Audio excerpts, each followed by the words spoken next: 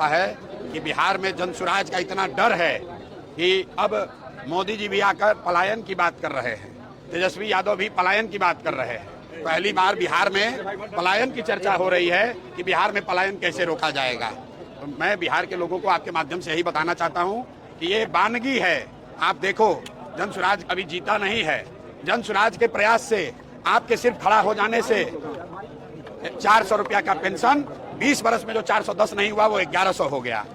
आंगनबाड़ी आशा worker का मानदेय double हो गया। रसोईया की सैलरी बढ़ गई।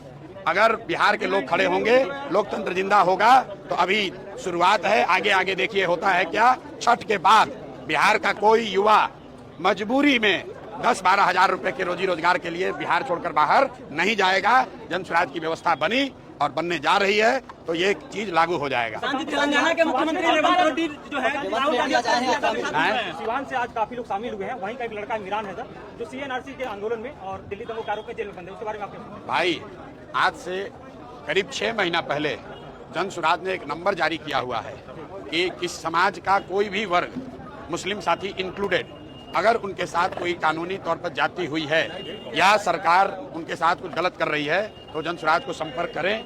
जनसुराज अपने खर्चे पर अपनी ताकत लगाकर उनकी कानूनी और लोकतांत्रिक लड़ाई लड़ेगा। अगर जो बच्चे क्या बात कर रहे हैं उनको आप सूचित कर दीजिए, वो जनसुराज से संपर्क करें, हम लोग उसकी लड़ाई लड़ेंगे।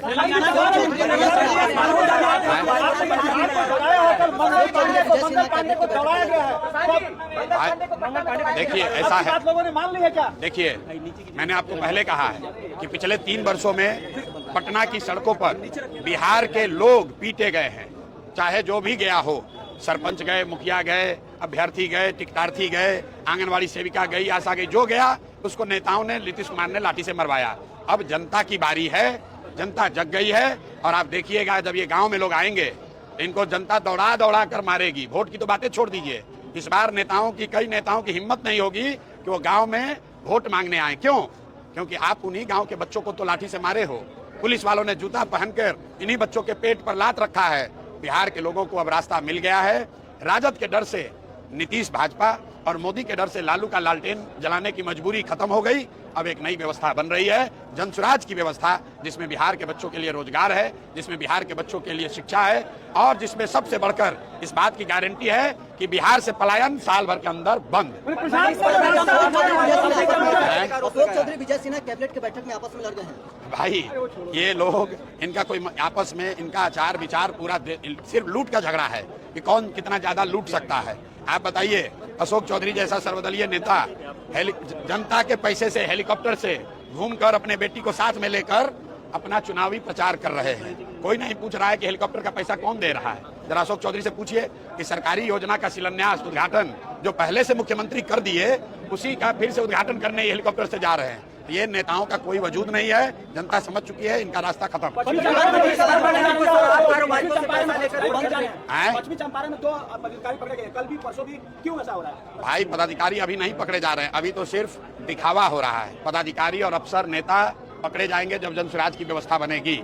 जब जनसुराज की व्यवस्था बनेगी तो याद रखिए, 100 सबसे बड़े नेता और अधिकारी भ्रष्ट, याद रखिए 100 बड़े भ्रष्ट नेता और अधिकारी जिनकी सूची जनता के माध्यम से मेरे तक पहुंची है, इनको तब दौड़ा दौड़ा कर इन पर कार्रवाई की जाएगी। और बिहार की जनता देखेगी कि जिन लोगों ने बिहार की गरीब जनता का, बच्चों का हक मारा है, इनसे और इनके आने वाली पीढ़ियों से पैसा वसूला जाएगा। कोई बचने वाला नहीं है।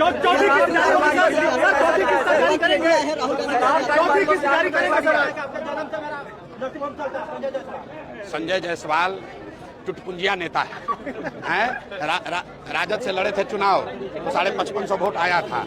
और संजय जायसवाल के बारे में बेतिया से ज्यादा कहाँ के लोग जानते हैं। सबको मालूम है कि पेट्रोल पंप का धंधा, रुको भाई, पेट्रोल पंप का धंधा कम ना हो जाए, इसके लिए कितना दिन तक यहाँ फ्लाईओवर नहीं बनने दे रहा था। जब फ्लाईओवर बना तो उसका अलाइनमेंट बदला गया है ताकि उनका पेट्रोल पंप चमकता रहे। ये वही संजय जायसवाल हैं। हमारा मुंह मत खोलवाइए, ये अपने पिताजी के नाम पर राजनीति करने वाले चुटपुंजिया नेता हैं, फेसबुक के नेता हैं। अब फेसबुक पर ही बहुत बढ़कर बोल रहे थे। अरे रुको भाई, पहले पूरा सुन लो। फेसबुक पर लिखने की वजह से ही नीतीश कुमार और इनका गठबंधन खत्म हुआ। और नीतीश कुमार ने सुनिश्चित कराया कि संजय जायसवाल जीवन में कभी भाजपा के अध्यक्ष नहीं बनेंगे। सर चौथा किस्त जारी कीजिएगा, सर चौथा किस्त जारी कीजिएगा। जिस दिन पटना में रहेंगे चौथा किस्त जारी हो जाएगा। दिल्ली में एसएससी छात्रों पर लाठीचार्ज किया। पक्ष में कोई भी मीडिया अगर वीडियो बना रहा है एफआईआर हो रहा है। कहाँ एफआईआर हो रहा है? हम तो अरे हम इतना मीडिया वाला है, कहाँ एफआईआर हो रहा है? कि सुनिए, अरे सुनो मेरे भाई, प्रशांत किशोर में इतना दम है कि हमारे रहते हुए हमारे और हमारे साथियों पर कोई एफआईआर नहीं हो सकता है। सुनो मेरे भाई, आप देखते हो कि बिहार में कोई एक मुखिया का चुनाव जीतता है तो 4 को सिपाही लेके चलता है। प्रशांत किशोर अकेला बिना सुरक्षा के 3 बरस से चल रहे हैं। डंके की चोट पर इन चोरों को, माफियाओं को पकड़ के गाली देते हैं, इनका पर्दाफाश करते हैं। और किसी माई का लाल का हिम्मत नहीं कि हमको रोक लेगा। हमको नहीं रोक सकेगा तो आपको क्या रोकेगा? शराब कारोबारियों से आप पैसा लेकर उड़ा रहे हैं। शराब कारोबारियों से एडवांस लेकर बिहार में आप उड़ा रहे हैं। कौन बोला है? मनीष वर्मा। कौन है ये? कौन है ये? कौन है? अच्छा, नहीं जानते कौन है? जब देखेंगे कौन है तो बाद में बताएंगे। बताइए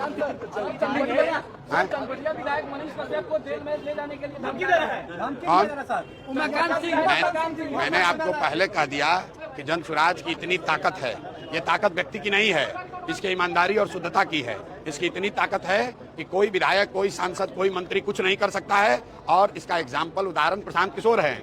जब हमको सरकार कुछ नहीं कर पा रही है तो जन स्वराज के साथियों का भी कुछ नहीं होगा। आप अपने लिए, बिहार की व्यवस्था को बदलने के लिए, अपने बच्चों के लिए खड़ा होइए। किसी से डरने की जरूरत नहीं है।